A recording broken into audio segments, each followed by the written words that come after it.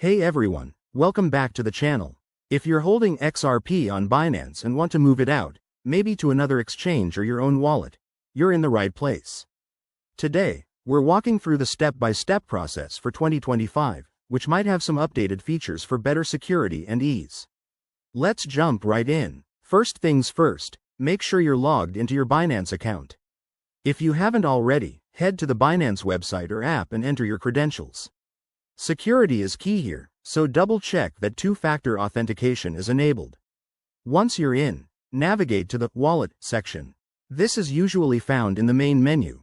Look for the wallet icon or search for it in the dashboard. Here, you'll see a list of your assets, including XRP. Click on XRP to select it. Now, find the Withdraw button. It's typically right there on the asset page. When you click it, Binance will prompt you to enter the withdrawal details. This is where you add the recipient's wallet address. Make sure it's correct, as crypto transactions are irreversible. Next, you'll need to specify the amount of XRP you want to transfer.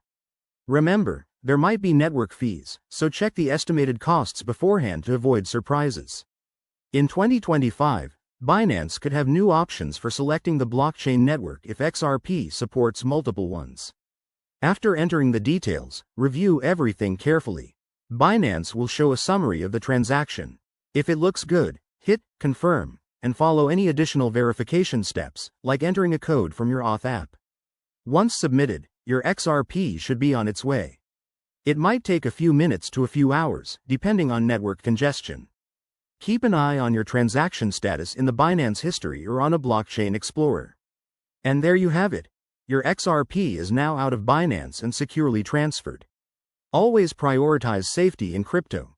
Use hardware wallets if possible and never share your private keys. If this tutorial helped, smash that like button and subscribe for more guides. Thanks for watching, and I'll see you in the next video.